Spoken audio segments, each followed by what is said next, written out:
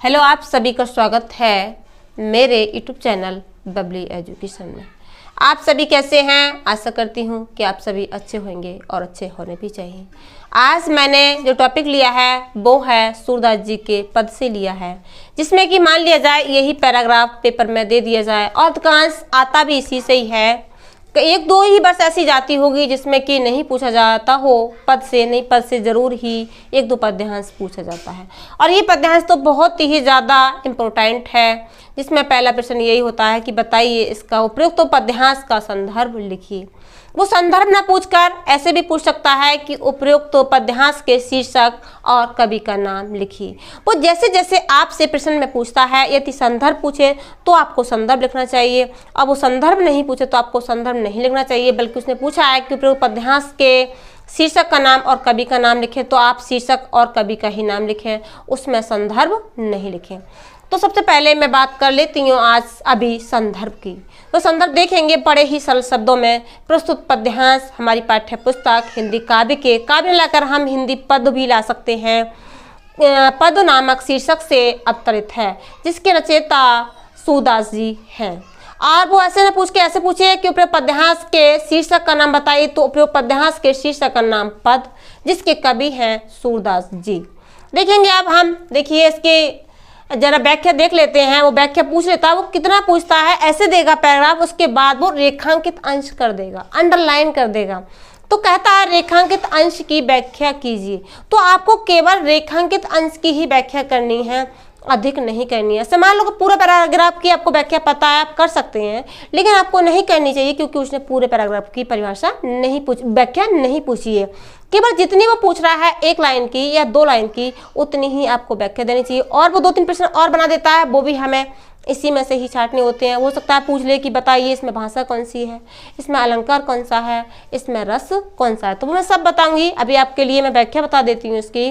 देखिए सूरदास जी ने श्री कृष्ण के प्रति अपने भाव किस तरह से व्यक्त किए हैं। चरण ने कमल बंदो हरिराई। सूरदास जी कहते हैं कि मैं उन श्री कृष्ण के कमलवत चरणों की बार बार वंदना करता हूँ, जिनके चरण कमल के समान हैं। मैं उनके चरणों की बार बार वंदना प्रार्थना करता हूँ। कैसे है?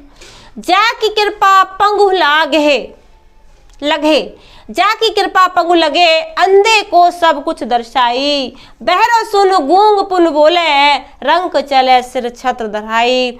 सूरदास स्वामी करुणा में बार बार बंधु तिहि पाई।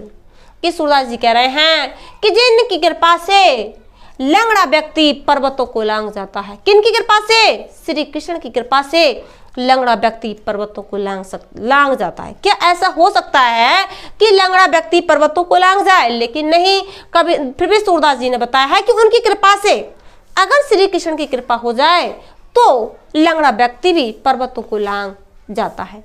आगे है अंधे को सब कुछ दर्शाई, और जिसके नेत्र नहीं है, जो व्यक्ति बिल्कुल अंधा है, वह सब कुछ देख भी सकता है। आगे है बहरो सुन, और बहरा व्यक्ति सुनने लगता है। गूंग पुन बोले, और जो गूंगा व्यक्ति है वो दोबारा से बोलने लगता है। ये सब किसकी कृपा से होता है? श्री कृष्ण की कृपा से होता है। आगे देखिए रंग चले सिर छत्र धराई, और जो अत्यंत गरीब व्यक्ति होता है वह उसके सर पर अमीरी का मुकुट बन जाता है, वह राजा बन जाता है। किसकी कृपा से? श्री कृष्ण की कृपा से। आगे देखिए सूरदास जी ने कहा है सूरदास स्वामी करुणा में बार बार बंधु होते ही पाए। तो सूरदास जी कह रहे हैं कि मैं ऐसे दयालु श्री कृष्ण की करुणा में श्री कृष्ण की बार बार वंदना प्रार्थना करता हूँ, जिनकी कृपा से लंगड़ा व्यक्ति पर्वत लांघ जाता है, और अंधा व्यक्ति सब कुछ देखने लगता है, बहरा व्यक्ति सुनने लगता है, गूंगा व्यक्ति दोबारा से बोलने लगता है, और जो बिल्कुल निर्धन होता है वह भी धनवान हो जाता है। तो सूरदास जी कहते हैं कि मैं ऐसे दयालु श्री कृष्ण की वंदना प्रार्थना बार बार करता हूँ। अब बात करें कि इसमें बताइए भाषा कौन सी है, तो इसमें भाषा ब्रज भाषा है। अब बात करें हम अलंकार, किसमें अलंकार कौन सा है? चरण कमल। वो बहुत ज्यादातर दे देता है इतना, चरण कमल बंदो हर्राई, कि बताइए इसमें अलंकार कौन सा है? तो इसमें अलंकार रूपक है। यदि वो पूरे पैराग्राफ में ही पूछ लिया जाए, उससे इतनी लाइन नहीं पूछी उसने कि चरण कमल बंदो हर्राई में ही नहीं पूछा है, पूरे पैराग्राफ की ही बात करी, उसने पूछ लिया कि बताइए उपरोक्त पद्यांश में कौन सा अलंकार है, तो हम रूपक भी लगा सकते हैं और अनुप्रास भी लगा सकते हैं। अब मैं आपके लिए रूपक की पहचान बता दूं कि आप रूपक अलंकार को पहचानेंगे कैसे, कि यहाँ पर हमने कैसे बता दिया कि यहाँ रूपक अलंकार होगा। तो रूपक अलंकार की एक बहुत ही सरल पहचान है जिसे मैं बताने जा रही हूँ कि चरण कमल, चरण और कमल के बीच में योजक चिन्ह आया है। यदि दो शब्द आए और उनके बीच में योजक चिन्ह आ जाए और वो शब्द आपस में विलोम नहीं हो तो वहाँ हमारा रूपक अलंकार होता है, और विलोम हुए और योजक चिन्ह आया तो वहाँ हमारा रूपक अलंकार नहीं होगा। क्योंकि कब पहचानते हैं अलंकार, जब हम अर्थ निकाल लेते हैं। एक चांस ऐसा हो रहा है कि यहाँ पे अर्थ निकालना नहीं आ रहा है, तो हम कैसे पहचाने? तो एक सटीक सी पहचान है ये, सरल सी बिल्कुल, कि दो शब्द होंगे जिनके बीच में योजक चिन्ह आ जाए और वो एक दूसरे के विलोम नहीं होंगे तो वहाँ पर हमारा रूपक अलंकार होगा। और हम रस की बात कर लें तो यहाँ पर भक्ति रस है, क्योंकि सूरदास जी ने श्री कृष्ण के प्रति अपने भक्ति भाव को व्यक्त किया है। आज के लिए इतना ही। अब मैं मिलती हूँ आपसे एक नेक्स्ट वीडियोस में। तब तक के लिए आप अपना ध्यान रखें, स्वस्थ रहें, मस्त रहें। Bye bye.